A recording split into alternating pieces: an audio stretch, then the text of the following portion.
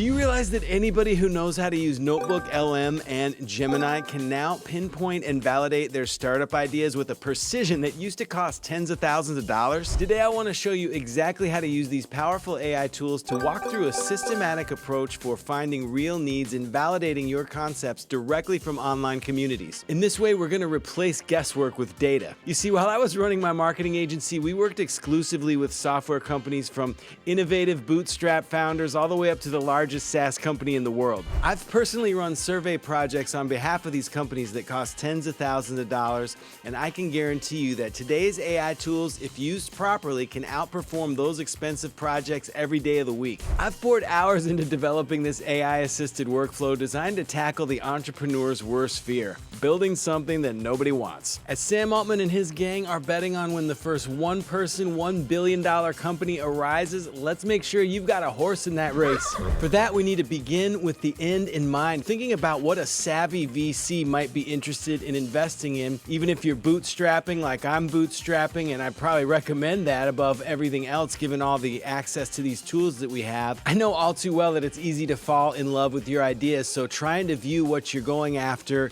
from the standpoint of an investor is a great way to ensure that you're on the right path. And for this, I'm jumping into the cheat sheet. I make a cheat sheet like this for every single video that I create. They are all instantly available to anybody who supports me on Patreon. There's a link in the description. Check that out if you're interested. But the things that a venture capitalist is very interested in is this founder market fit. So that's going to be the first step that we look at.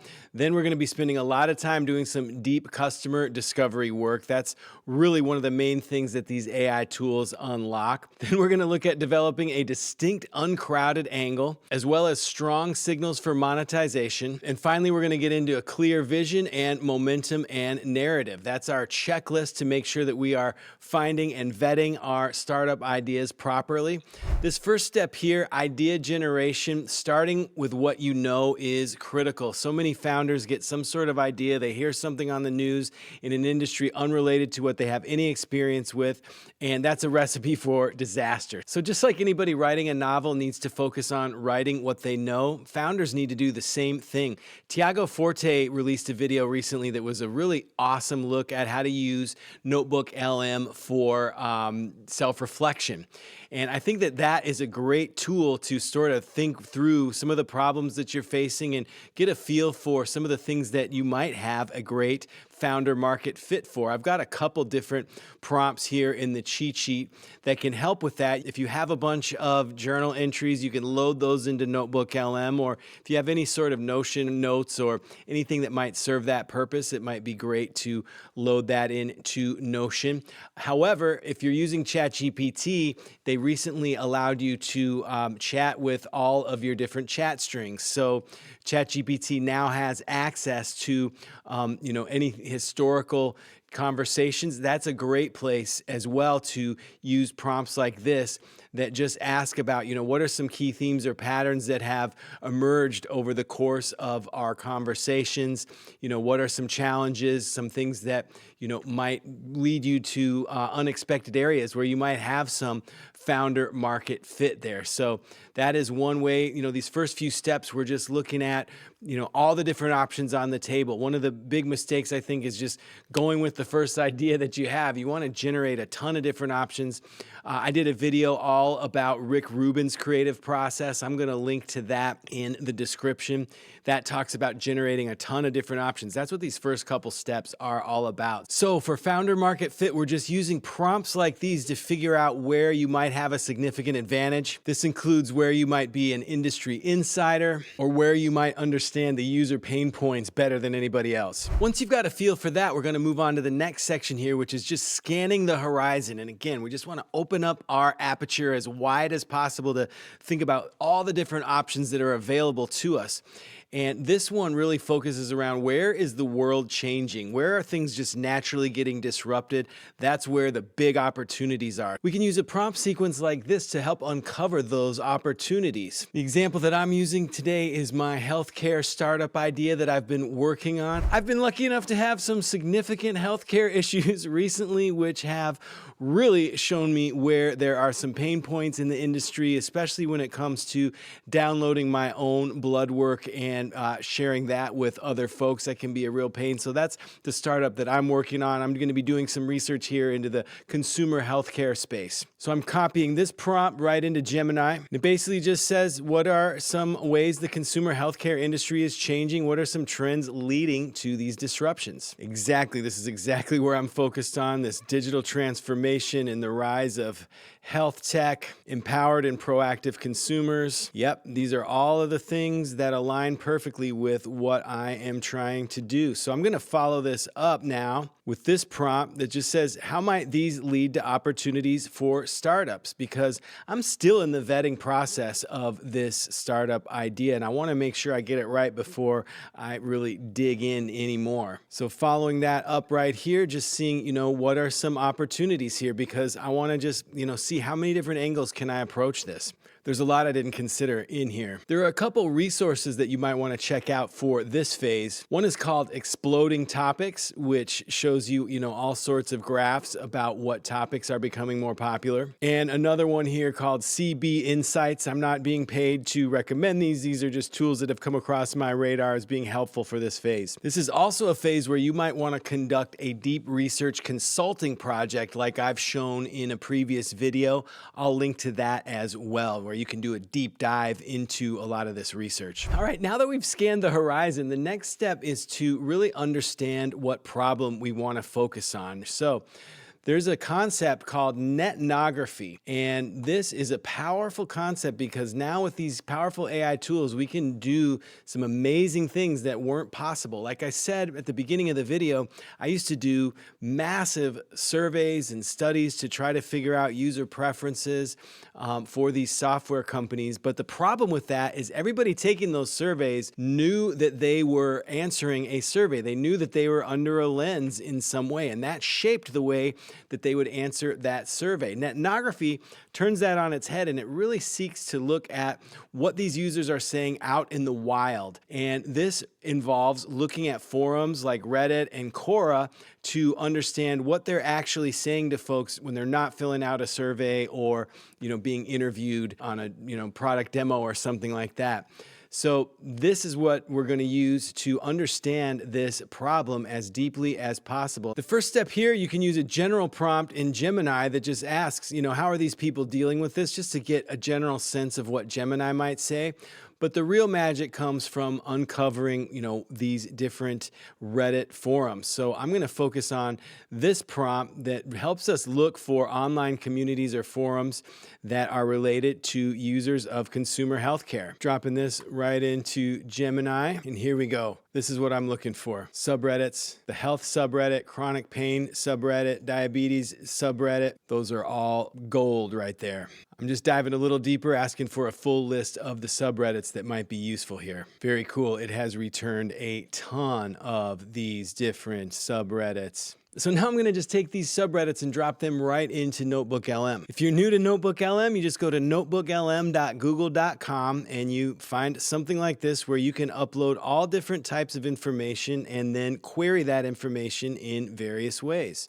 So we're going to add that health link, chronic pain, and diabetes. So we've loaded in a few of these subreddits here, and it just pulls in what's on that page. So these are not automatically dynamically updated, I don't believe, and they don't go deep into all of the different pages here, but there should be enough on those pages to get us a lot of good information. And you can obviously load in all sorts of different threads, go as deep as you want into this step till you feel satisfied that you've got enough information in there. And now we're just going to use prompts like these to try to understand the pain points as deeply as possible, and most importantly, in the actual user's words. I'm copying this one right in that just asks about different challenges or frustrations that users face when it comes to sharing and accessing their health information. Exactly. Misinterpretation or dismissal by healthcare professionals. Interesting. Stigma, judgment, and being treated as drug seekers. That's an interesting one I had not thought of. Difficulty accessing necessary medications. Yes, I've had experience with that.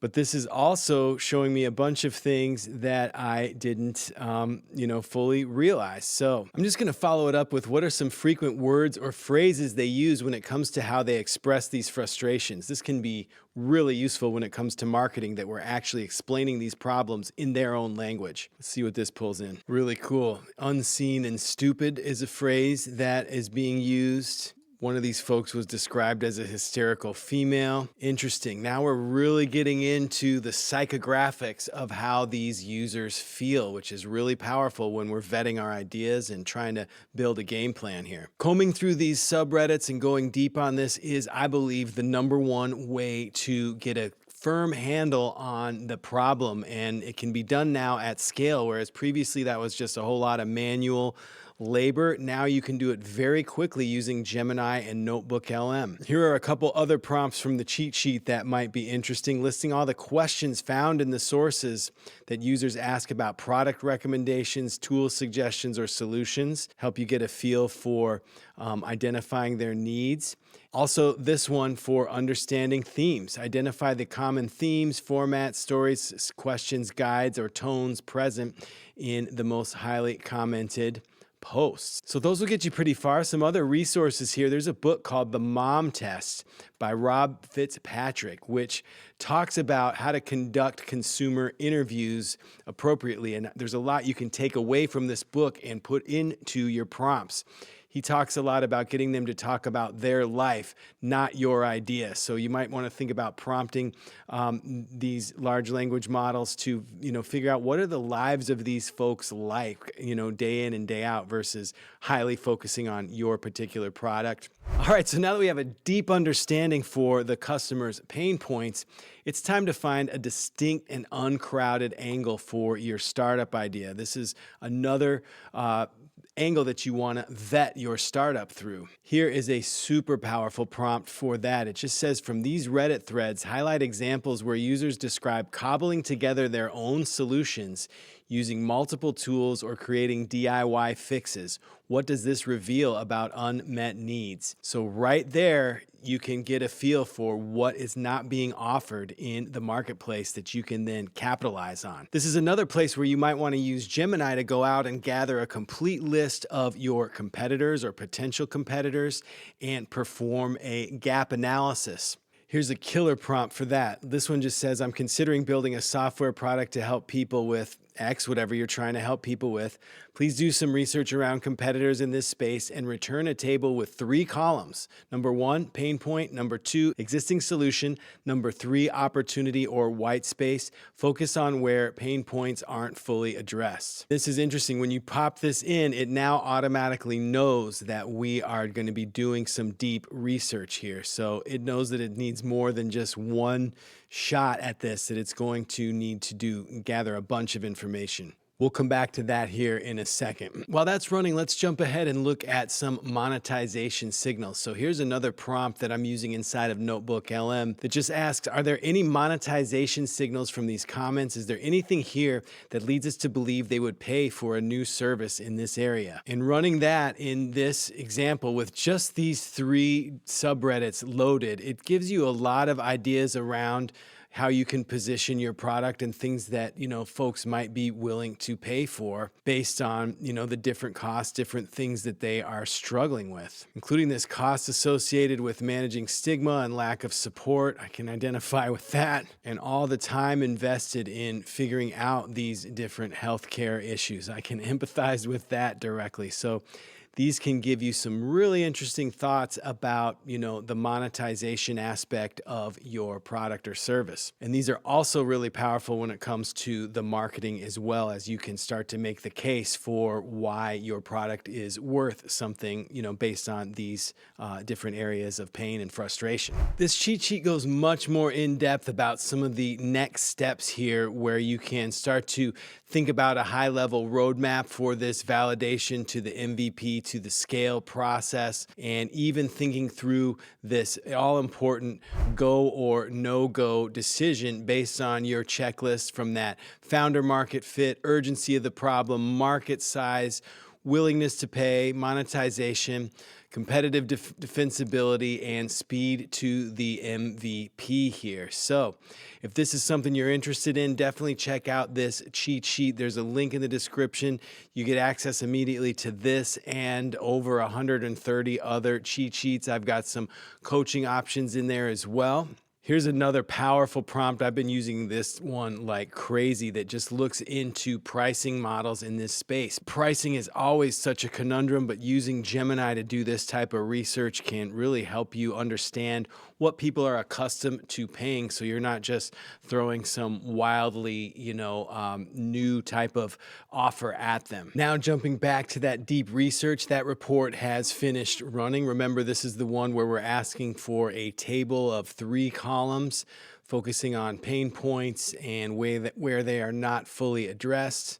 And this is a long, deep research report, but here is the table that we're looking for, which maps out all the different pain points in this space and the open white space, the opportunity for a startup to come in here. So that alone is worth gold. That would cost many tens of thousands of dollars to create previous to this technology. So I hope you got something out of this. I hope you can think of this as a checklist for generating ideas, vetting those ideas, seeing those ideas through the lens of a VC. Again, even if you're bootstrapping, kind of thinking, would somebody put $100,000 into this, $1 million into this, $10 million into it, and viewing it that way very seriously before you commit to building something out like this. I've got another video all about coming up with innovative ideas following Rick Rubin's approach. There's a link to that right here. I will see you over there. Make your dreams come true.